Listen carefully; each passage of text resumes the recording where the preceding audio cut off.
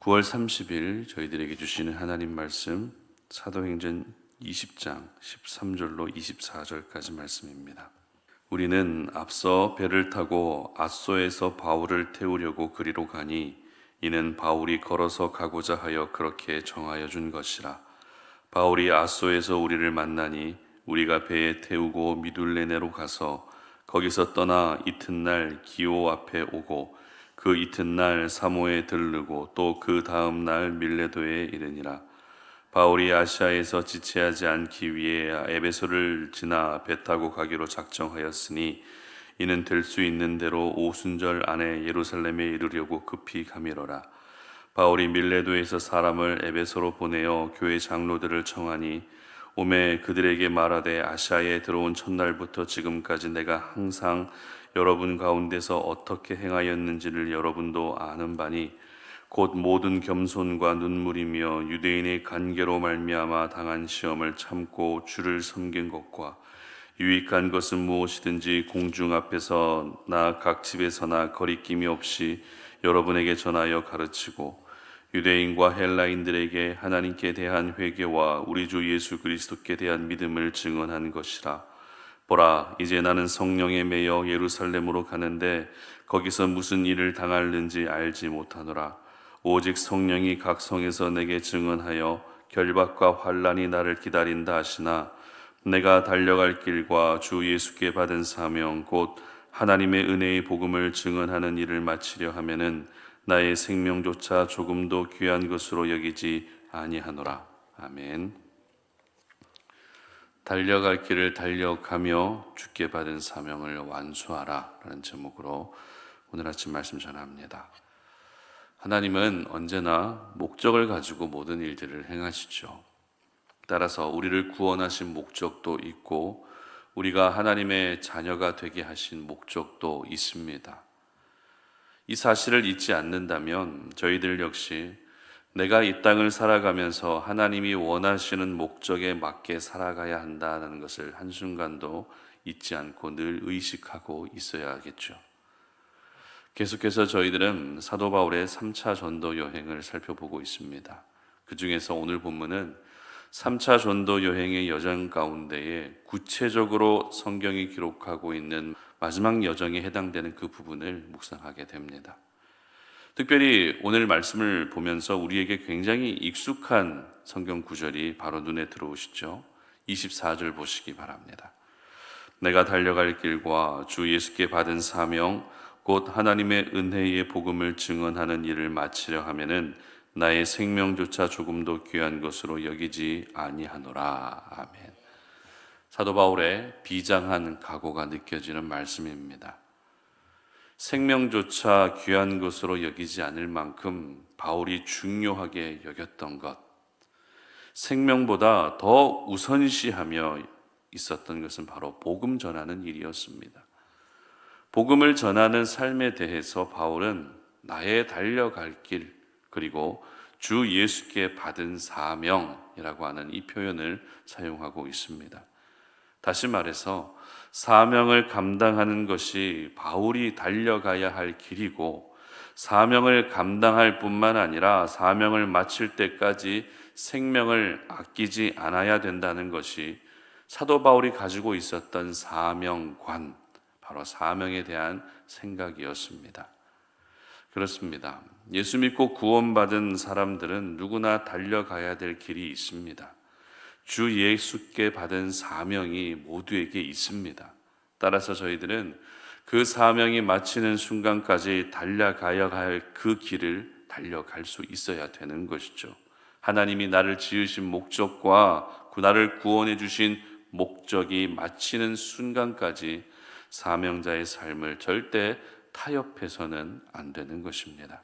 그런 점에서 사도 바울은 오늘 본문에서 쉼 없이 달려가고 있는 자신의 모습을 분명히 보여주고 있습니다. 먼저 13절부터 15절까지의 기록을 보게 되면 몇몇 지명들이 등장합니다. 13절에서는 앗소, 그리고 14절에서는 미둘레네, 15절에서는 기오, 사모, 밀레도 이런 지역들이 등장합니다.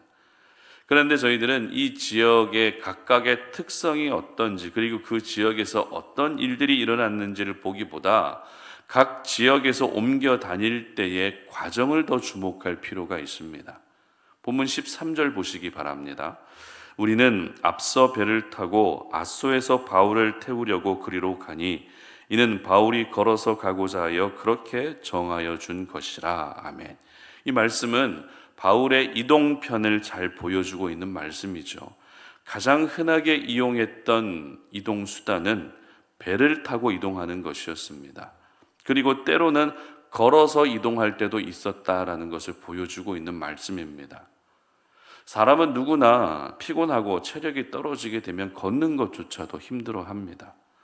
사도 바울도 지금까지 쉼없이 달려왔기 때문에 체력적인 한계가 분명히 있었을 겁니다.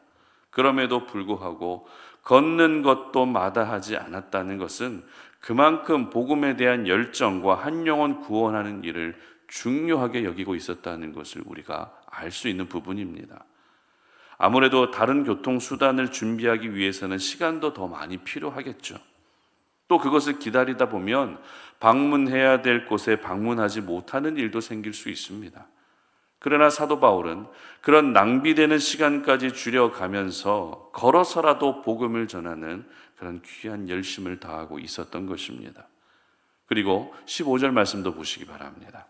거기서 떠나 이튿날 기오 앞에 오고 그 이튿날 사모에 들르고 또 그 다음날 밀레도에 이르니라. 아멘. 이 말씀에서 중요한 표현은 이튿날이라고 하는 표현입니다. 2번 사용되고 있죠. 바울은 한 지역에서 머무르는 시간이 고작 하루 이틀 정도밖에 안 될 정도로 굉장히 짧았다는 겁니다. 그 짧은 시간을 쪼개서 잠시라도 내가 방문해야 될 곳에 방문하고 내가 복음을 전해야 될 곳에 복음을 전하는 그런 열심을 나타내고 있었던 것입니다.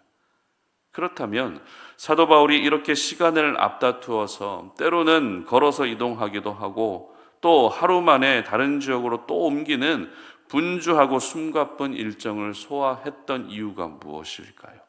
그 이유를 기록하고 있는 16절 보시기 바랍니다. 바울이 아시아에서 지체하지 않기 위하여 에베소를 지나 배 타고 가기로 작정하였으니 이는 될 수 있는 대로 오순절 안에 예루살렘에 이르려고 급히 가미르라. 아멘.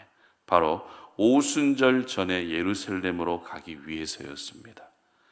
이에 대해서 성경학자들은 사도 바울이 예루살렘 교회를 돕기 위한 헌금을 가지고 오순절 절기에 맞춰서 가게 되면 지금 기근으로 어려움을 겪고 있는 예루살렘 교회를 도울 수 있을 뿐만 아니라 이 오순절 절기에 유대인들이 다 한자리에 모이기 때문에 그 모든 유대인들이 모인 가운데에서 이방인 선교라고 하는 하나님의 큰 그림을 가장 효과적으로 전할 수 있기 때문에 오순절 전에 예루살렘에 내려가려고 했다라고 보고 있습니다.